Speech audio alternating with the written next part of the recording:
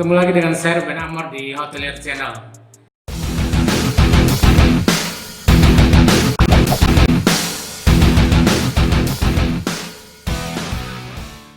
Ini merupakan satu kesempatan yang sangat bermanfaat, di mana kita bisa berbagi, sharing pengetahuan, pengalaman, terutama di dalam jasa industri perhotelan. Lebih khususnya di dalam proyek pembangunan suatu hotel. Buat teman-teman yang baru pertama kali mampir di channel ini, silakan like, komen, dan subscribe untuk mendapatkan notifikasi ataupun informasi lebih lanjut terhadap bagaimana kita membangun satu industri perhotelan di tanah air.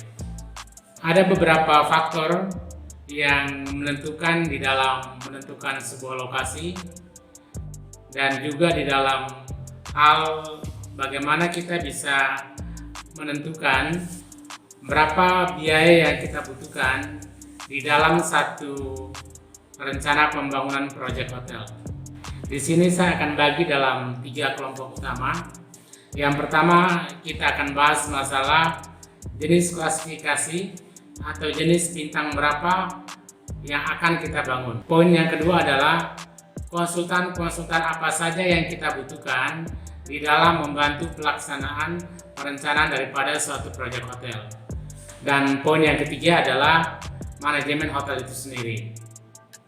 Karena kita ketahui bahwa di dalam satu perencanaan harus didesain dengan baik, direncanakan dengan matang, dengan mempertimbangkan berbagai aspek yang terkait di dalam perencanaan daripada proyek ini sendiri.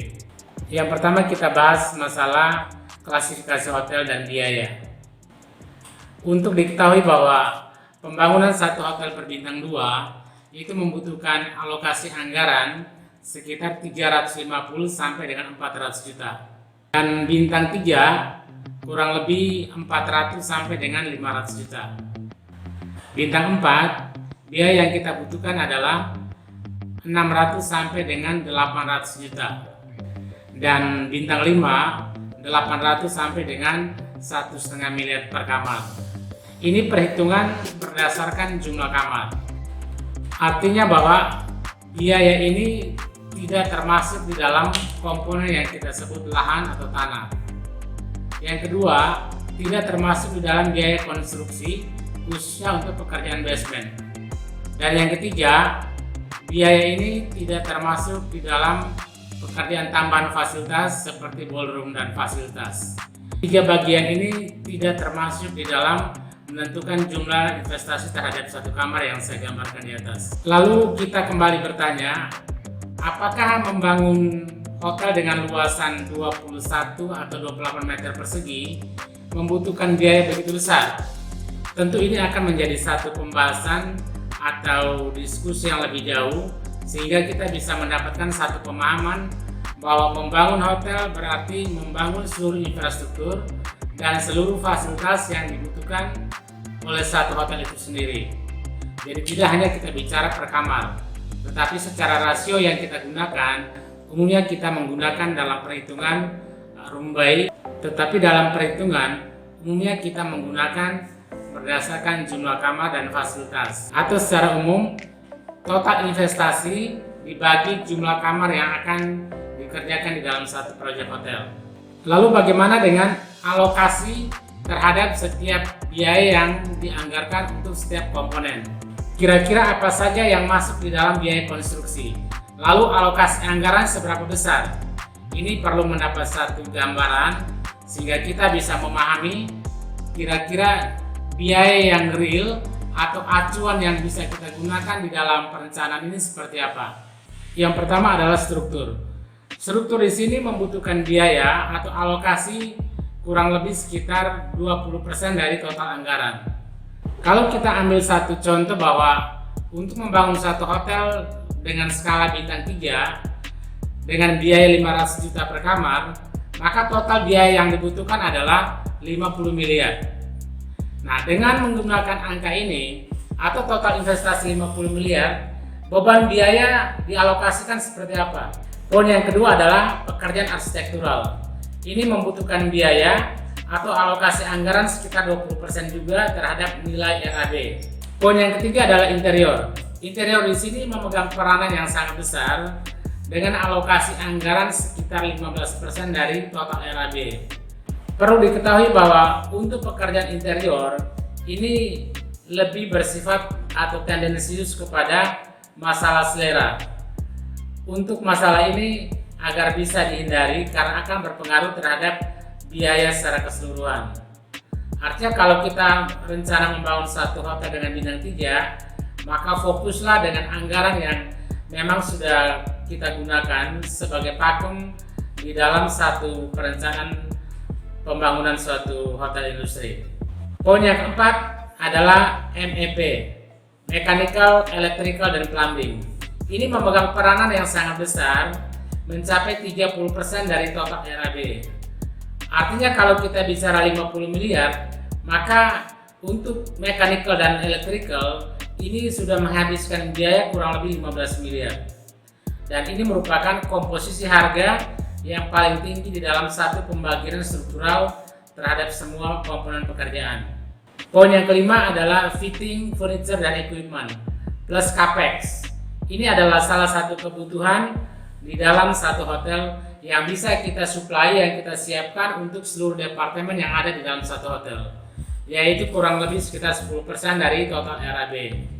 Satu angka yang sangat besar, sehingga di dalam menentukan FF&E ini perlu menggunakan konsultan atau pihak ketiga secara profesional untuk bisa menghitung seluruh kebutuhan, baik kuantiti atau jumlah berikut harga yang akan kita pakai di dalam rencana pembelian satu kepentingan di dalam pembelian ini. Poin yang keenam adalah konsultan. Setiap perencanaan proyek tentu kita membutuhkan atau bermitra dengan para profesional yang bekerja sesuai dengan kemampuan di bidangnya masing-masing. Kita tidak bisa bekerja membangun satu hotel sama dengan membangun rumah.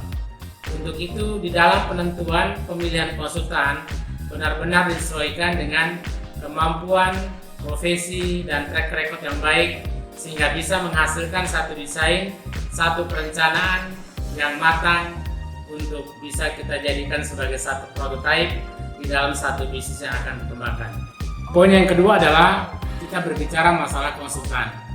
Kira-kira ada berapa banyak atau siapa saja yang terlibat di dalam satu perencanaan yang dilakukan secara profesional sesuai dengan kemampuan di bidangnya masing-masing. Yang pertama adalah FS atau yang kita sebut dengan studi kelayakan. Ini merupakan studi awal, studi dasar bagaimana satu proyek itu akan bisa dieksekusi tanpa adanya satu studi kelayakan terhadap properti ini. Di dalam melaksanakan FS, kita bisa lakukan secara internal atau menggunakan pihak ketiga. Apabila kita menggunakan konsultan FS dari pihak ketiga, maka saran saya adalah menggunakan pihak konsultan yang memiliki track record kerjasama dengan perbankan. Ini sekaligus memberikan gambaran kira-kira berapa nilai investasi dan berapa persen biaya yang kita harapkan dari pihak ketiga atau perbankan. Pada umumnya, bank memberikan pinjaman maksimal 75% dari total RAB. Artinya 25% merupakan modal sendiri dan 75% adalah menggunakan pihak ketiga atau pihak perbankan. Di dalam FS akan tercermin bagaimana proyeksi keuangan yang diharapkan di dalam satu proyek yang akan kita kerjakan. Ini akan memberikan satu gambaran secara real atau pemahaman terhadap pihak perbankan atau pihak ketiga sebagai penyandang dana atau sebagai mitra kerja di dalam rencana pelaksanaan pembangunan hotel. Konsultan yang kedua adalah appraisal.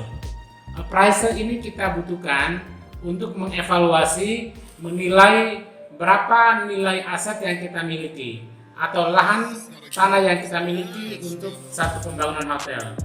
Ini sekaligus juga memberikan pemahaman gambaran yang real terhadap perbankan. Pada umumnya menggunakan harga pasar atau market price di dalam menentukan satu evaluasi atau appraisal terhadap lahan itu sendiri. Poin yang ketiga adalah audit.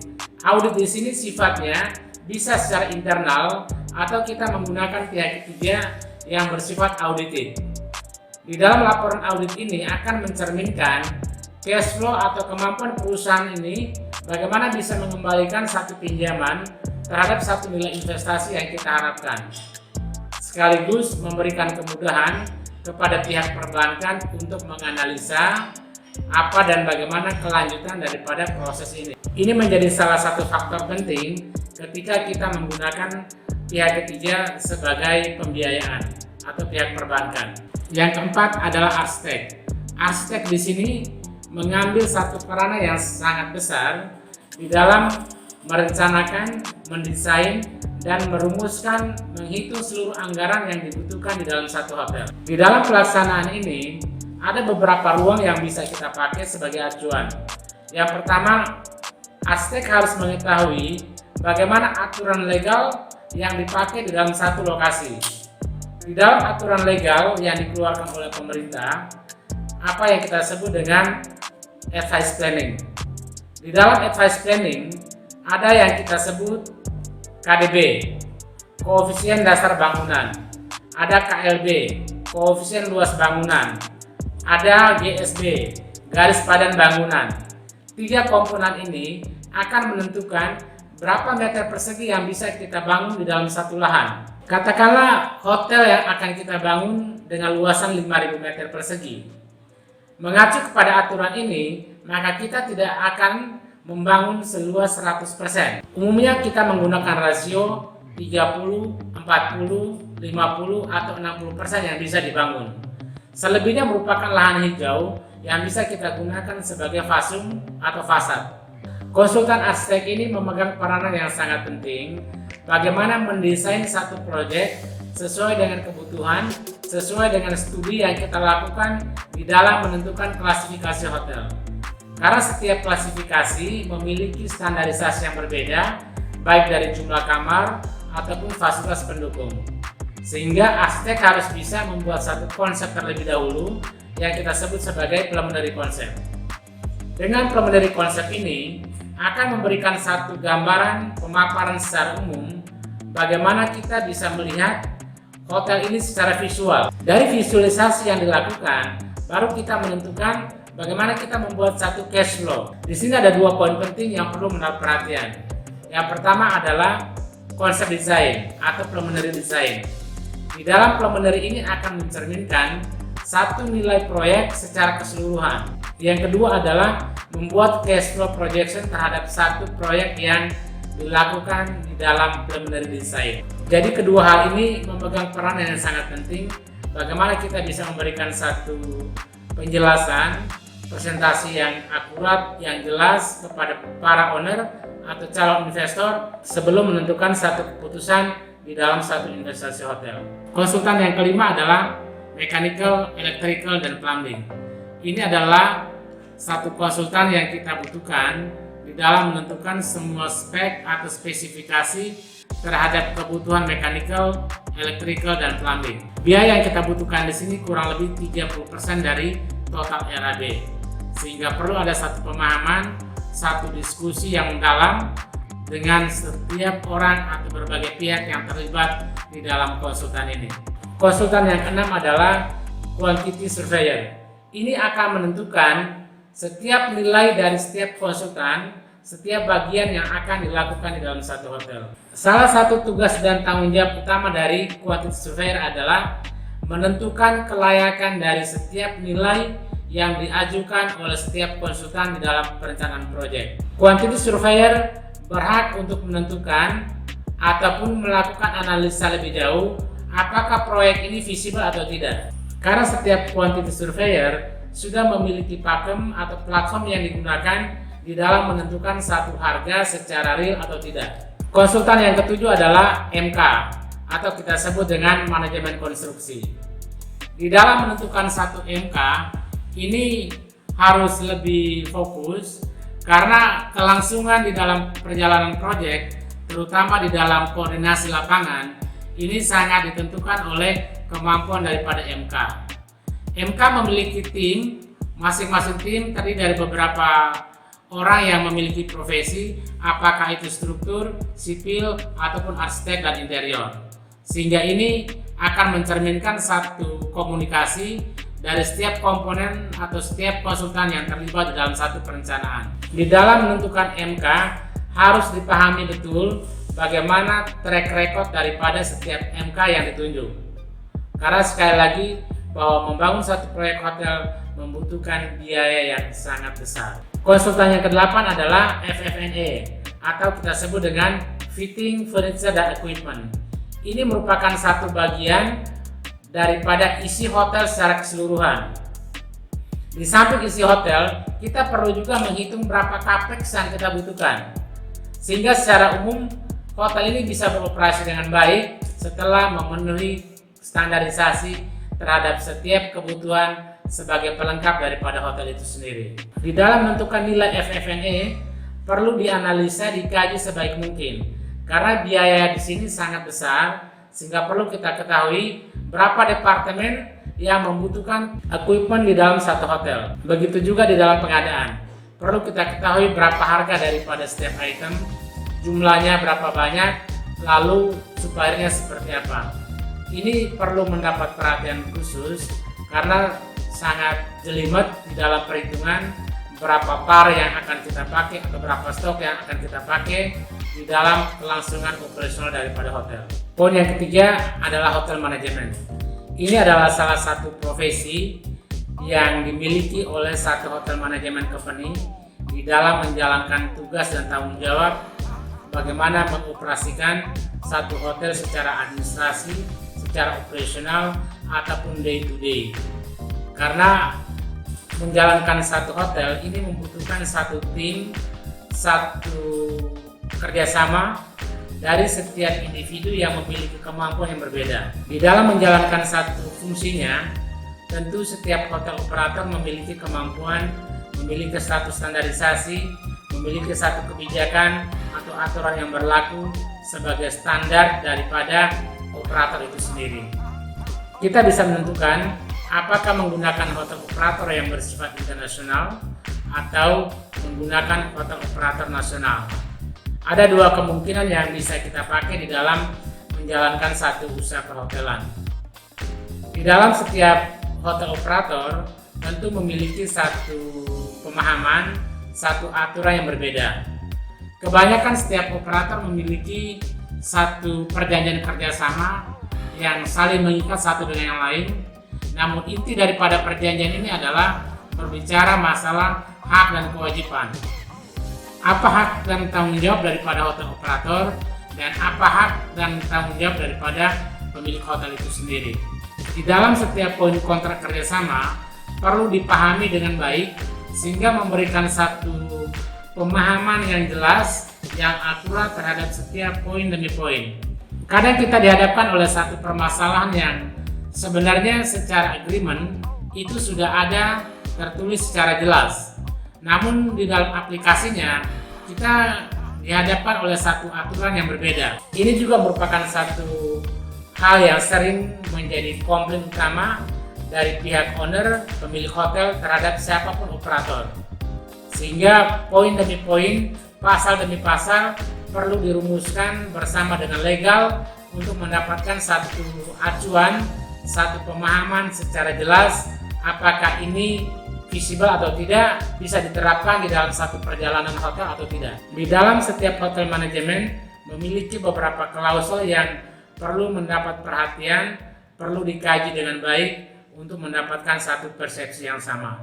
Yang perlu diperhatikan secara serius adalah isi daripada setiap pasal demi pasal, karena ini bersifat mengikat dan memiliki konsekuensi hukum. Banyak pengalaman yang menunjukkan bahwa di dalam satu perjalanan akan ada dispute karena tidak mencapai satu kesepakatan bersama. Walau di dalam kenyataan kita sudah menandatangani kerjasama dengan poin demi poin dan dengan resiko yang ada.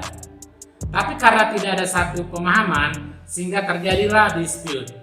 Dispute ini bisa bersifat internal atau eksternal. Ada beberapa poin yang bisa mendasari terjadinya satu dispute atau pemutusan kerjasama antara kedua belah pihak. Sebelum menentukan satu sebelum menentukan satu hotel operator, ada beberapa komponen fee yang perlu mendapat perhatian utama, yaitu joining fee, dan yang kedua adalah biaya technical assistant, yang ketiga manajemen fee, dan yang keempat adalah biaya penalti. 4 poin ini perlu dipahami sebelum melakukan satu tanda tangan kerjasama, karena kontrak bersifat mengikat untuk jangka waktu tertentu. Khusus buat teman-teman para hotelier, para GM, para hotel owner, ataupun investor hotel yang merasa channel ini bermanfaat, silakan like, komen, dan subscribe. Semoga ini memberikan satu gambaran yang bermanfaat secara transparan, jelas, sebelum mengambil satu sikap di dalam melakukan satu investasi hotel yang bersifat jangka panjang. Terima kasih dan salam.